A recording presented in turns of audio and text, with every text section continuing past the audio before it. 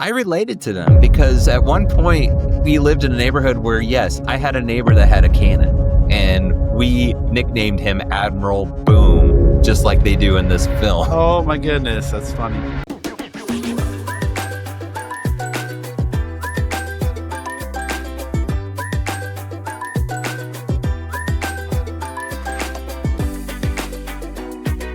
Hello, please come in. There's some fresh cookies in the cookie jar. There's a pitcher of Kool-Aid on the counter. Have a seat. We'll put a movie on for you. This is Movies at Grandma's House, where we look at movies from the past and see with our modern eyes if they're good and Grandma approves. I'm your host, Isaac. Step in time, step in time, step in time, step in time. And who's joining me for the Disney classic, Mary Poppins? This is Seth. Close your mouth, please, Michael. We are not codfish. Oh, welcome to Grandma's House, one and all. How are you doing, Seth? I'm doing good. Looking forward to this one. Me as well. This is a classic by many people's perception. They think of this fondly as a Disney classic. And this is one of those voted. So you, again, thank you so much for those that voted for this to be picked. We like to leave it up to you to listener on the films we consider. And this just happened to come up. We've talked about doing it. So here we are.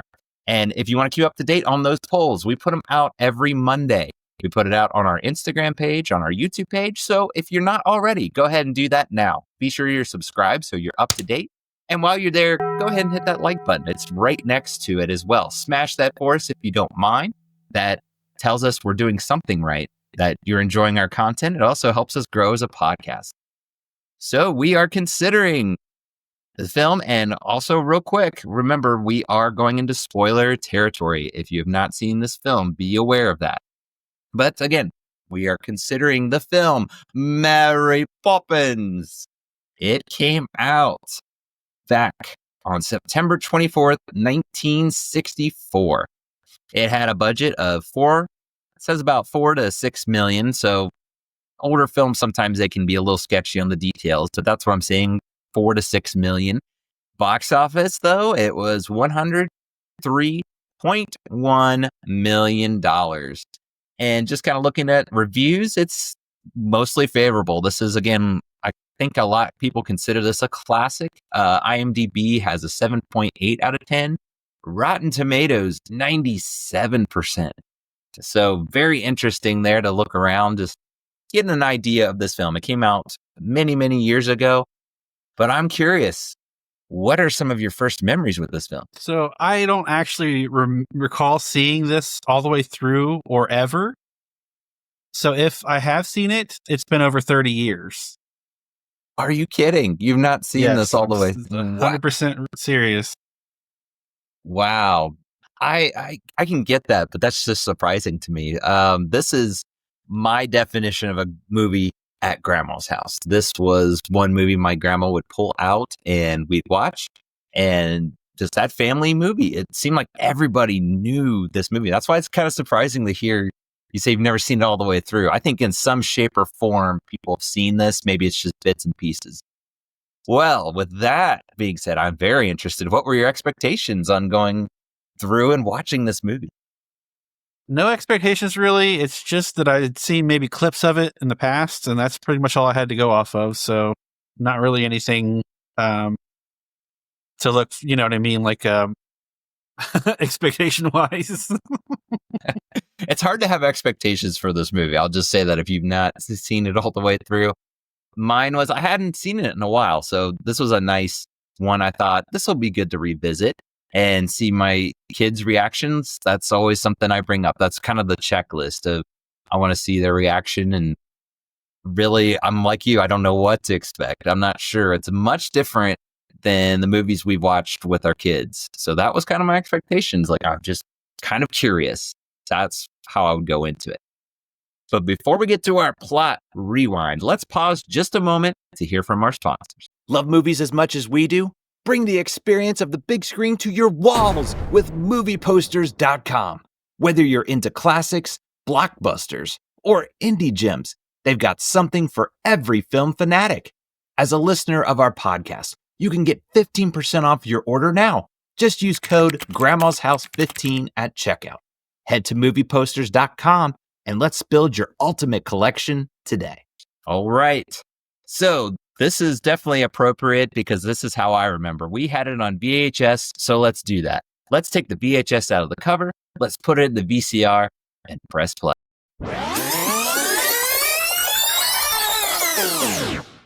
Of songs, color, and sequences of live action blended with movements of animation. Mary Poppins is a kind of super nanny who flies in on her umbrella in response to the request of Jane and Michael Banks and helps the children draw closer to their parents. Make sure you've napped before Granny puts this one on. Enjoy the show. Well, I don't even know where to begin with this movie. As much as I say it's a classic, there's a lot to unpack with this movie. It's got a lot going on. If you want to talk about layers, I think this one has it. So I'm going to throw it to you. What's your impressions when you're watching this film? Another musical. Just kidding. I was kind of lost. Like, where is this leading to? I didn't quite see a progression at the beginning. You can definitely see it as it progresses, and that's obvious when you're watching it. But at the beginning, I was kind of like lost in like just La La Land, I guess. That's very understandable. This has a plot that's, I guess if you break it down, it's simple, but like you're saying, it's kind of leading you this way and it's going that way. It's a lot of just different, I don't know, loud noises and things. It's a musical, and by golly, it's going to be a musical. They went full on to that. It was like, we're going to sing even about kids' requests for a nanny. Like they're reading from a note, and that's a song. I mean, if you love musicals, man, this is just going to scratch that itch. Wouldn't you agree? Yes. And I'll admit I'm not a musical guy. It's just not my genre. I will say it's an enjoyable musical. It's an enjoyable one. The music is got a nice charm to it. It's famous for the music. I mean, there's so many. I think it reminded me how musicals used to be. We've considered some more modern, some Disney movies animated, and I think there's maybe 3 or 4 songs, but this is like maybe a dozen. I lost track of the count of how many songs. Did you count how many songs there was in this movie? Looking it up now. Because it's like, I can't recall, but there was so many. You have, Spoonful of Sugar is probably the most famous, wouldn't you think? Or what do you think is what the most, and that's a hard task, I think. 18 songs. 18 songs. Wow. Yeah. 18. I think a normal musical has 4 to 6. I think. Wow. Don't quote me on that. I think I'm thinking just At least La La Land is my reference point. Like that is my go-to musical for me. La La Land, I think, is about a perfect picture. So that's my go-to musical, and I like kind of gauge everything off of that. Okay. At 18, I think that can tell you at least that's how musicals used to be. I don't recall 18. I know there's a lot more because more modern musicals, I believe you're correct. It's more like in that 4 to 5. That sounds right.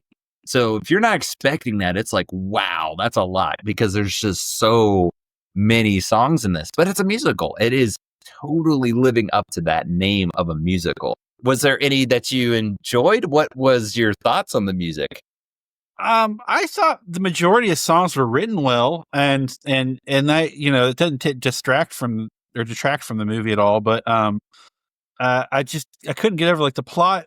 If I could go back, there's not much there, and so there is a build up, like I said, but it takes time to build up, and in between that, you're getting song after song after song after song, and you're like, well, where is this going to?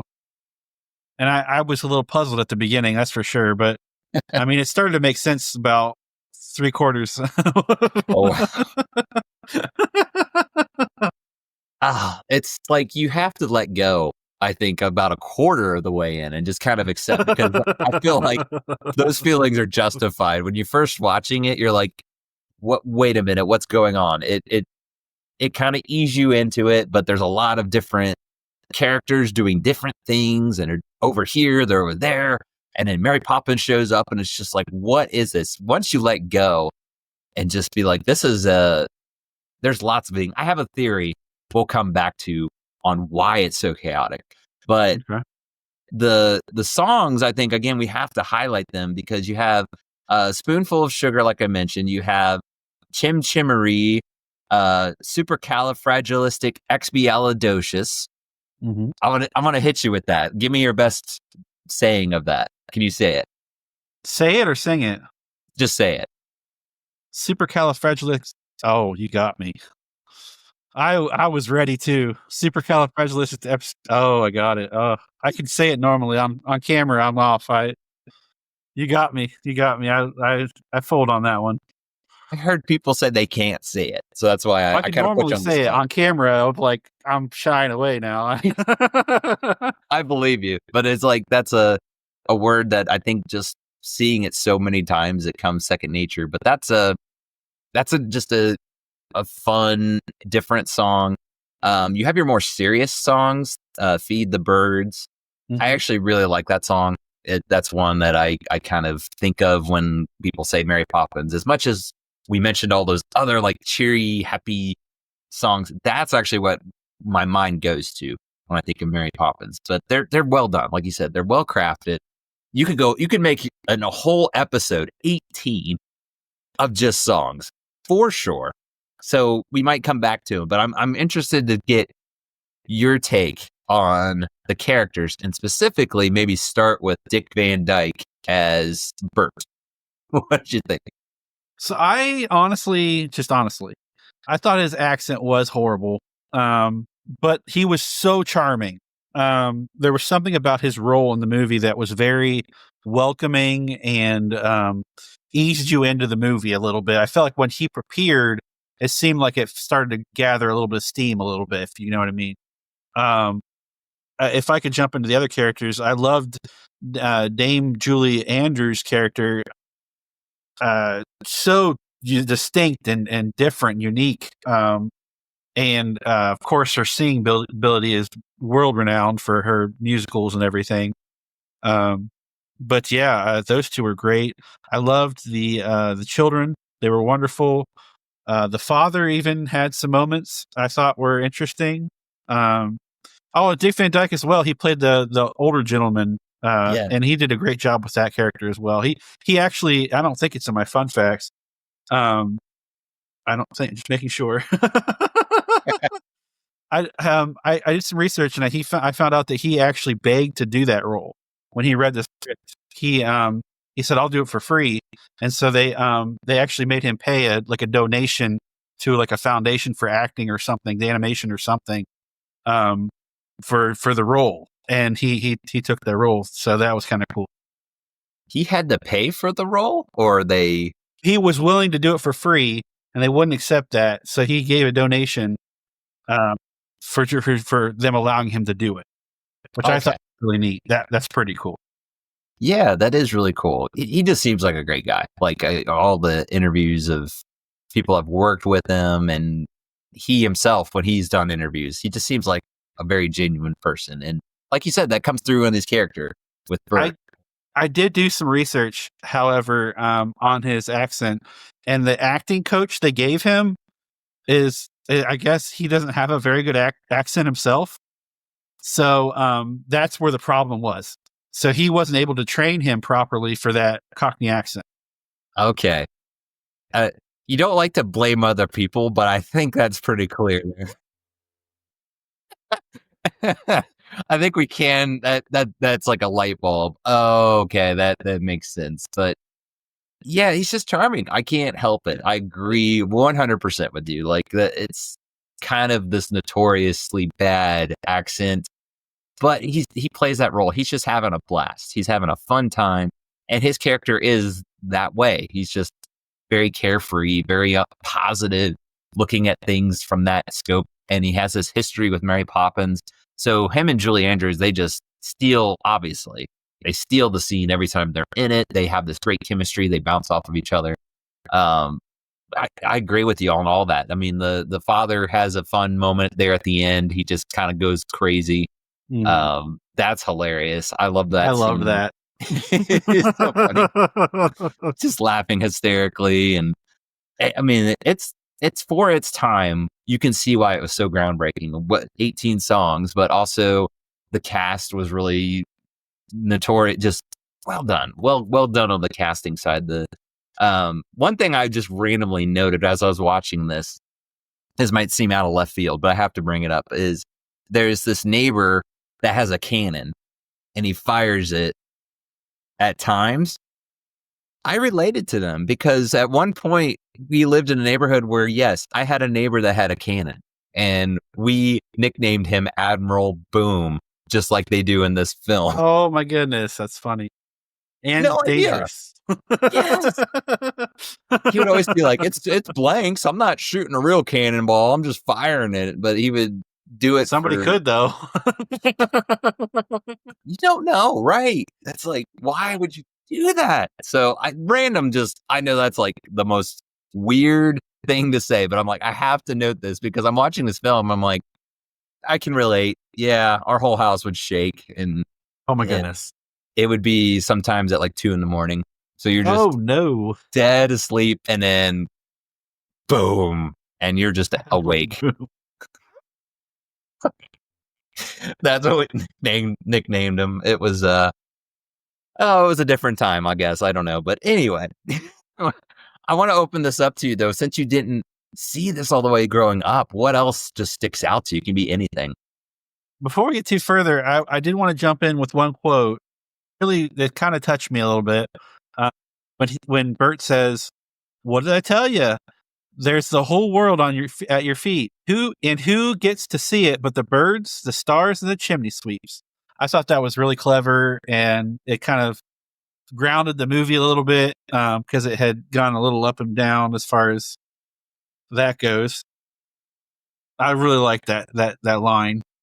Yeah, that's a great line. I'm trying to think. There's a lot of other lines. I just didn't note them. And the songs were great. I would say the majority of the songs were really well written. And I know I guess this was derived from a book. And the person that was in charge of the movie giving their say about different things and approval. So I guess that was kind of interesting as far in the research I found. I believe that was the was it Saving Mr. Banks? That was the kind of fictional, because it wasn't like a documentary. It had Tom Hanks playing Walt Disney. I really enjoyed Saving Mr. Banks. That's a great movie. Yeah. So that's one I admit I have not seen. I don't know. Maybe that's one that we will get to at some point. I think it's PG-13, just a heads up. Okay. Might not be family friendly for grandma, but we'll keep it on the back. It's a good movie, though. I will say it's a good movie because it gets you in that mindset of how things were made, and the acting is just tremendous. Yeah. It looked really I'm jumping good. off into a... it's the same thing. Yeah, it's the same. It's about Mary Poppins. I'll say like another thing randomly. My theory, I mentioned coming back to this. My theory is Mary Poppins was just Mr. Banks' imagination. It was actually his inner turmoil because he's so serious. He's just about business. But you notice at the end, it comes full circle. He's, let's go fly a kite. He's just this happy, carefree person. Almost as a one. Caught that too. I was on the same wavelength as you when I saw that. Yeah. It kind of seemed like it was kind of his what his wishing things would turn out like. And I found that aspect kind of interesting. Yeah. That's what's kind of neat about this movie. As much as it's all over the place, you can almost interpret it differently. But that's kind of, as I'm watching it as I'm older, I'm like, this really clicks to that mindset. He says something at the end when they're, pretty much firing him or removing that sort of thing. He's at the bank. He was talking about like jumping into chalk. And I'm like, I don't remember the kids telling him about jumping into caulk, the picture that Bert had made. And that's where they go on that animation live action. And so I'm thinking it's like when you have a dream. I don't know if you have that sometimes where you're almost watching a movie. You're in your own dream, but you're watching something take place that you're not doing. So that's where that theory comes in. I thought it was kind of neat, but that's maybe to make sense of what you're saying. Like, it's very hard to follow. If you look at it that way, it makes it, I think, better. But each person can interpret how they would like. But I think that makes a lot of sense, especially with Mary Poppins and her endless supplies of things coming out of the bag and all this little knick-knack things that happen. So, but anyway, anything else to add or any thoughts to summarize? So as an overview, I wanted to say, when this movie came out, it may have been spectacular, just magnificent piece of art. However, after all these years, personally, I don't believe it's aged well. In fact, I'm doubling down and saying, comparing to this to a new musical with its over 2 hours and 20 minutes runtime, it won't hold a candle to a newer movie. This is just my opinion, though. Yeah, that is a good point. I forgot to mention that this is a long movie, and I think I just forget that older movies are like that. They can be very long. We considered Chitty Chitty Bang Bang, another Dick Van Dyke movie that had an intermission. This one doesn't, but I guess I'm just different. I grew up with a lot of movies, maybe in the hour and a half range. So if you're used to more family movies like that, it might be something you got to prepare for. That is a good point to bring up. But I think it's still a fun movie. You just got to kind of know what you're getting into, especially if you've never seen it before, revisiting it or going into it for the first time. How about some fun facts? I'm very interested to hear what kind of fun facts you found. I've got a few. So the step in time sequence had to be filmed twice because of a scratch on the film from the first take. The entire sequence took a week to film. A week to film. I'm laughing now as you're saying this because I'm just thinking of all the extras that wanted to probably I want to get away for a while because they heard step in time for a week straight. Oh, wow. That's incredible. I feel so bad for ones filming that. Not a bad song, but I will say it's one of the more annoying songs of the film, I will say. So with 5 wins and 13 nominations in total, this was Disney's most successful film at the Oscars. I can see that. I definitely can see that. And that's why a lot of people call it a classic. It's got a lot of what we talked about with the music and the writing. That's not a surprise. That's really cool. And then on this last one, something you had brought up during the beginning, at the time, this was the most expensive movie produced by Walt Disney Pictures, with an estimated budget of somewhere between $4 and $6 million. It has since grossed over $102 million, and one of the most profitable movies of the 60s. Yeah. Just think about inflation like that. $4-6 million back then. Yeah. Oh yeah. I definitely can get that. It's a famous, again, one of their famous movies though. So that makes a lot of sense that they would, it got good returns is what I'm trying to say anyway. Are you ready for the fun fact trivia question? Okay. I'm going to give it my best shot. Okay. So amongst the top 25 in 2006, AFI listed Mary Poppins in which position in the greatest movie musicals? A, number 2, B, number 3, and C, number 4. Now, do you need me to ask the question again? So they're ranking. They're ranking this of the all-time musicals on the AFI list. This was 2006, so it's probably changed since then, but this is what I found. I'm going to go number 2. I just feel like a lot of people love this movie, so I'm going to say 2. I should have looked up who they were. It is number 4. So Okay. I apologize, but I wanted you to get that one right. I'm sorry. I thought, in my mind, this is like the definition of a musical, especially being Disney. But I know there's so many. I remember seeing growing up, but that's interesting though. I wonder with the modern, like you said, that's 2006. So I do wonder what the updated ratings would be. So maybe I'll look into that. That's maybe we mention that later. Trying to think if there's anything else there. No, that's pretty much it. Sorry we couldn't get your number 2 there. You said number 2, right? I feel bad. My fault. You're great at stumping me so far, so I'll get it. Hey, I'm 1 for 4 now, so I'm 25% of the time. I'll get there. So okay. So those are the fun facts. But before we get to our rating, we like to look around the net, just see what kind of reviews are out there. So Seth, what kind of reviews are you seeing? The Little Songbird says, a timeless classic, 10 out of 10. Whoa, 10 out of 10. It's regarded as a classic. That's not surprising, but they have to love musicals. I think, like I said, if you love musicals, this is just like, it checks all the boxes for sure. Preppy-3 said, a Disney classic that frankly I don't like, 5 out of 10. Ooh. Well, 5's still not bad. I call that like average, but that's one of the few times I've seen people not like this film, but that's understandable. If you don't like musicals, then you're on the other side. 7.5 said, I'm not an impatient person, but this seemed to go on forever, 5 out of 10. It's a long movie. It is. It's about 2.5 hours, and we just kind of touched on it, but the plot really does feel like 3 separate movies. I feel like you could break them up into 3 different sections, essentially. So I just had a brilliant idea. Okay. So how about the kids and Dick Van Dyke are at the beginning of the film. Mary Poppins comes in later, and the majority of the film is with Dick Van Dyke. He's the Mary Poppins. Call it Bert.